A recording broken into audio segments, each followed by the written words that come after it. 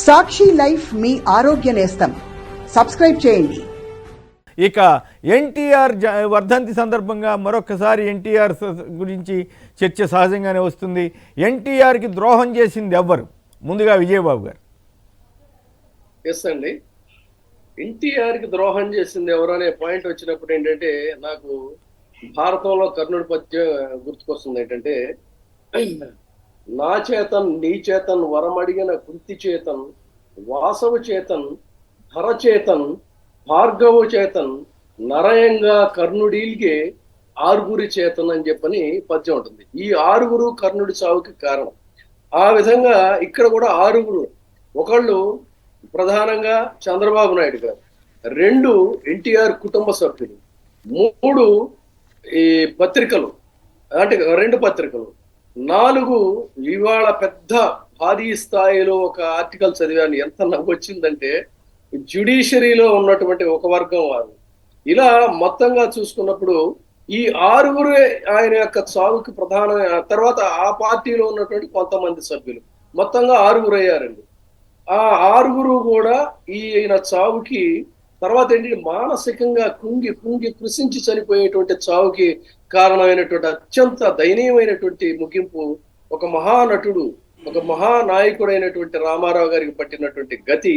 అందుకని ఇది ఇప్పుడు మీరు వేస్తున్నటువంటి ఆ బొమ్మ కూడా చూస్తే నాకేమనిపించిందంటే, కన్యారాశి స్థితో నిత్యం కుంభరాశి సమీక్షతే సదా దుష్ట సదా వక్రః జామాత దశమగ్రహ.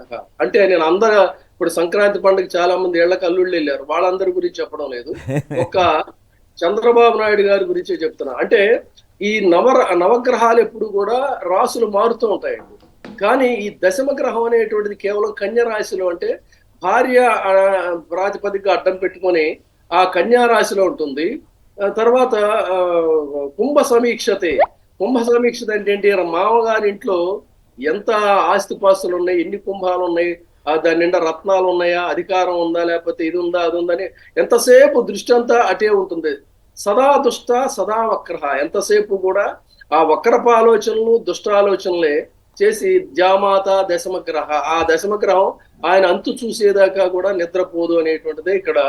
ఆ విధంగా ఒక తర్వాత వాళ్ళే దండేసి మావాడే అంటున్నారు కదా, ఏమండి తర్వాత దండేసి మావాడే అంటున్నారు కదా, మేమే వారసులు. అదే దానికి అందుకే వస్తున్నాయి వాళ్ళ ఎడిట్ పేజీ ఆర్టికల్స్ వచ్చాయండి. ఈ చిత్రం ఏ పాపం రామారావు గారి గుర్తు ఆయన్ని చంపేశారు, ఆయన పార్టీ సింబల్ ని తీసుకోవడంలో కూడా తమదైనటువంటి చాకచక్యాన్ని, లాఘవాన్ని, తమ మేధాతనాన్ని ప్రదర్శించినటువంటి వాళ్ళు కూడా ఇవాళ ఆయనకు అక్షర నివాళులు అర్పించడం అనేటువంటిది చూస్తే ఈ వ్యవస్థలో అసలు ఏది ధర్మం, ఏది నీతి, ఏది న్యాయం, తీర్పులు చెప్పేటువంటి వాళ్ళు కూడా ఇంత దారుణంగా వ్యవహరిస్తూ ఉంటే ఎక్కడున్న ధర్మం అనేటువంటిది చాలా పొద్దున చూడగానే చాలా బాధ కలిగిందండి. వాళ్ళు ఆర్టికల్స్ రాస్తుంటారు. నేనైతే ఆర్టికల్ చూడలేదు, కానీ మీరు ఆ ఆర్టికల్ చదివిన తర్వాత మీరు ఎంత బాధపడ్డారో నాకు అర్థమైంది. రాసిన వాళ్ళ గురించి అంటే ఎవడైతే చంపాడో, ఎవడైతే చావు కారణమయ్యాడో, ఎవడైతే ఆ చావును ప్రోత్సహించాడో, వీళ్ళందరూ ఇవాళ రామారావు గారికి నివాళులు అర్పిస్తున్నారు. జగన్మోహన్ రెడ్డి గారికి ఏ సంబంధం లేకపోయినా ఆయన ఒక తెలుగువాడిగా, సాటి రాజకీయ కుటుంబం నుంచి వచ్చినటువంటి వ్యక్తిగా, సాటి ఒక ముఖ్యమంత్రిగాని ఒక దీన్ని గుర్తించి జిల్లాకే ఏకంగా ఆయన పేరు పెడితే ఆయన మాత్రం అదేదో పెద్ద పొరపాటు చేసినట్టు యాగి చేసి, అంటే ఇంత రివర్స్ గేర్ లో వెళ్తున్నటువంటి ఈ వ్యవస్థని ఏ విధంగా అసలు మనం ఈ సమాజం ఎరాడికేట్ చేసి సామాజిక న్యాయం కోసం ఇవాళ పనిచేస్తున్నటువంటి కలిసినప్పుడే ఇలాంటి తప్పుడు వ్యవహారాలు మనం నిలువరించగలుగుతాం. రైట్. కిరణ్ గారు ఒక్క నిమిషం వేణుగోపాల్ గారు హైదరాబాద్ నుంచి. వేణుగోపాల్ గారు నమస్కారం, మాట్లాడండి. నమస్కారం సార్. ఎన్టీఆర్ గారు వర్ధంతి సందర్భంగా యాక్చువల్లీ నేను చెప్పాల్సిన ఒక మంచి విషయం ఏంటంటే ఎన్టీ రామారావు గారికి నిజమైన ఇది చేసిన ఆయన జగన్మోహన్ రెడ్డి గారు సార్. ఎందుకంటే ఆయన పేరు మీద జిల్లాకు పేరు పెట్టి చాలా చేశారు. ఈ దుష్టులందరూ చంద్రబాబు నాయుడు వీళ్ళందరూ ఏంటంటే ఎన్టీఆర్ గారిని ఏదో విధంగా ఈనాడు రామోజీరావు గారు వీళ్ళందరూ వీళ్ళందరూ ఏం చేశారు, ఆయన్ని మోసం చేసి ఆయన చావడానికి కారణమైనారు. ఆయన పాపం ఎక్కడైనా తగులుతుంది వీళ్ళకి. నేను చెప్తాను సార్, ఆ పాపం వాళ్ళకి తగిన నెక్స్ట్ వర్ధంతి చంద్రబాబు నాయుడు గారిది అవదానం కోరుకుందాం దేవుడు. ఏమన్నారు చివరిలో? తప్పు మాట్లాడారు? వద్దు, అట్లాంటి తప్పులు మాట్లాడు దయచేసి. ఐఎమ్ సారీ, అట్లాంటివి మాట్లాడితే నేను అలౌ చేయను. దానివల్ల మనకి ఉపయోగం ఉండదు. పర్పస్ విషయం మాట్లాడాలి తప్ప ఇట్లాంటివి మాట్లాడకూడదు. నాకు సరిగా వినపడలేదు కానీ బట్ నాకేదో తప్పు మాట్లాడినట్టు అనిపిస్తుంది. I'm very sorry for that. Don't అటువంటి వాటిని ఎంకరేజ్ చేయొద్దు. రైట్, కిరణ్ గారు. సార్, ఇప్పుడు ఎన్టీఆర్ గారి వర్ధంతి సందర్భంగా వారి సేవలను స్మరించుకుంటూ వారికి ఘన నివాళులు అర్పిస్తున్నాం. అయితే ఎన్టీఆర్ గారు పదవీచ్యుతుడైనటువంటి 5 మాసాల్లోనే కాలం చేయటం అన్నది చాలా బాధాకరం. ఆ 5 మాసాల్లో ఎంత నలిగిపోయి ఉంటారో మనకి అంటే నేను అప్పుడు ఇంజనీరింగ్ చదువుతున్నాను, సో మనకంత అవగాహన లేదు. అయితే మేము చూస్తుండేవాళ్ళం, చాలా ఆవేదన చెంది ఎంతో మనోవేదన చెందినటువంటి 5 మాసాలు. మీరు అడిగారు కాబట్టి చెబుతున్నాను కిరణ్ గారు. నేను స్వయంగా ఆ రోజుల్లో జరిగిన పరిణామాలకి మాబోటి వాళ్ళని కూడా ప్రత్యక్ష సాక్షులం. ఆయన బహుశా అంతకుముందు ఎప్పుడు కన్నీరు పెట్టుకోలేదు. మా అందరి ముందు ప్రెస్ కాన్ఫరెన్స్లో బొటబొట కన్నీళ్లు పెట్టుకుని ఏడ్చారు. సరే, చంద్రబాబు గారిని ఏం తిట్టింది అదంతా వీడియో వచ్చింది అనుకోండి. బట్ మీరు అడిగారు కాబట్టి చెబుతున్నాను, నలిగిపోయి ఉంటాడు అంటే మేము నలిగిపోవటాన్ని స్వయంగా చూసాం. అవునండి, ఎందుకంటే వారి మీద ఎటువంటి అబాండం వేశారంటే లక్ష్మీ పార్వతి గారు రాజ్యాంగ శక్తి అయిపోయిందని, ఆవిడ వల్ల చేస్తున్నాం, ఆయన మంచోడు ఆవిడ వల్ల చేస్తున్నాం అంటే, వారు వైస్రాయ్ హోటల్ ముందు సోషల్ మీడియాలో తిరుపతిలో వచ్చింది కేసర్ గారు, సోషల్ మీడియాలో ఉంది, వారు వైస్రాయ్ హోటల్ ముందు వారు మేము మాట్లాడింది చెప్పులు వేసి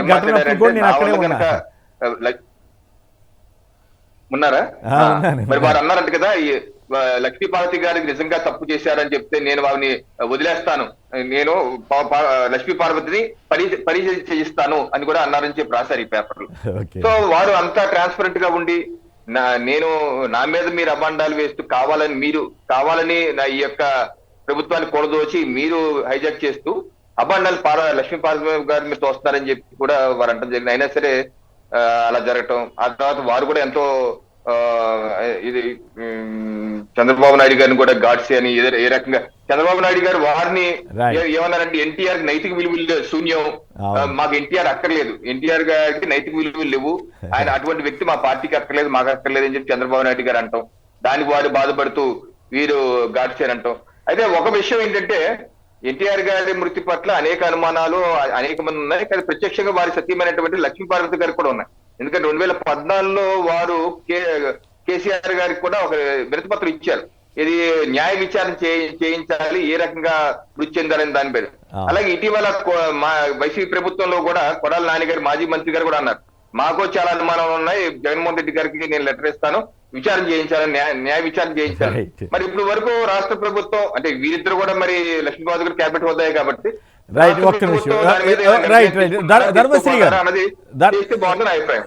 ధర్మశ్రీ గారు సంక్షిప్తంగా అయిపోయింది. ఎన్టీఆర్ అనేది ఎన్ని అనుకున్నా కారణ జన్ముడు అండి. ఆయన ఎన్టీఆర్ కారణ జన్ముడు, అవునన్నా కాదన్నా. ఎందుకంటే చలనచిత్ర సీమలో ఒక బ్రహ్మాండమైన అగ్రనటుడిగా ఉండి ఇప్పుడు కూడా ఎంతోమందికి ఆదర్శమూర్తిగా ఉన్నటువంటి వ్యక్తి.